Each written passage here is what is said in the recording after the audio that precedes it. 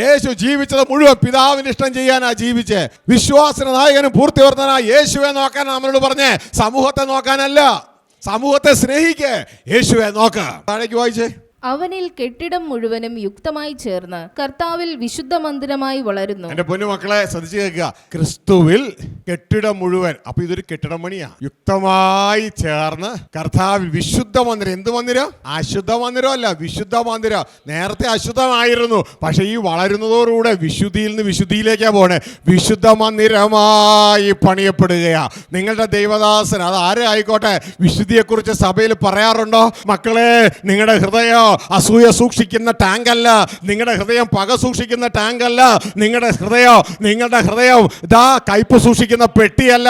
ബാങ്കിൽ കാര്യങ്ങൾ ലോക്കറിൽ സൂക്ഷിക്കുന്നത് പോലെ അസൂയ, ഇതാ തൻ്റെ അമ്മായിയമ്മയോടുള്ള പക, തൻ്റെ മരുമകളോടുള്ള പക, തൻ്റെ ബിസിനസ് എതിരാളിയോടുള്ള പക, തന്നെ ശത്രുവിനോടുള്ള പക, ഇതെല്ലാം അകത്ത് സൂക്ഷിച്ച് പൂട്ടിവെച്ച FD പോലെ ആകരുത്.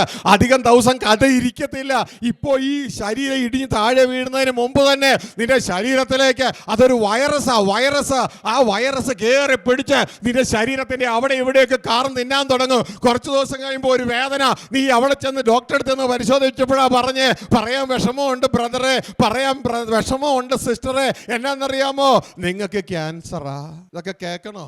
ആവശ്യമില്ലാത്തത് സൂക്ഷിക്കാനുള്ള പെട്ടിയല്ല നീ ആരാന്നറിയോ? ദൈവം വസിക്കാനുള്ള ആലയമായത്.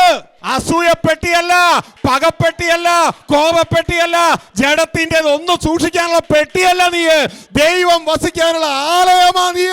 അതുകൊണ്ടാ പറഞ്ഞ് വിശുദ്ധ മന്ദിരമായി വളരുന്നു. ആർക്ക് വേണ്ടിയാ? താഴെ പറയുകയാണ്, ദൈവം നിവാസമാകേണ്ടതിനാന്ന്. വായിക്കേ. അവനിൽ നിങ്ങളെയും ദൈവത്തിന്റെ നിവാസമാക്കേണ്ടതിന്. ദൈവത്തിന്റെ നിവാസമാകേണ്ടതിന് പറഞ്ഞേ, ദൈവത്തിന്റെ നിവാസമാകേണ്ടതിന്. ഇതൊന്ന് പറഞ്ഞു ശരിക്കണം. എന്നെ ക്രിസ്തുവിൽ പണിയുന്നത് സ്വർഗത്തിലെ ദൈവത്തിന് ആരാധന കിട്ടാത്തത് കൊണ്ട് പുത്രനെ ഭൂമിയിലേക്ക് അയച്ച് നന്നായി ആരാധിക്കാനായിട്ട് എല്ലാവരോടും പറയണമെന്ന് അതിനു വേണ്ടിയല്ല. മനസ്സിലായോ? ദൈവം ആരാധന കൊതിയനൊന്നും അല്ല, ദൈവം മക്കൾ കൊതിയനാ. എന്നെയും നിങ്ങൾക്ക് വേണ്ടി കൊതിക്കുന്ന ആളാ ദൈവം. ആ ദൈവം വായിച്ച എന്തിനാണെന്നറിയാമോ?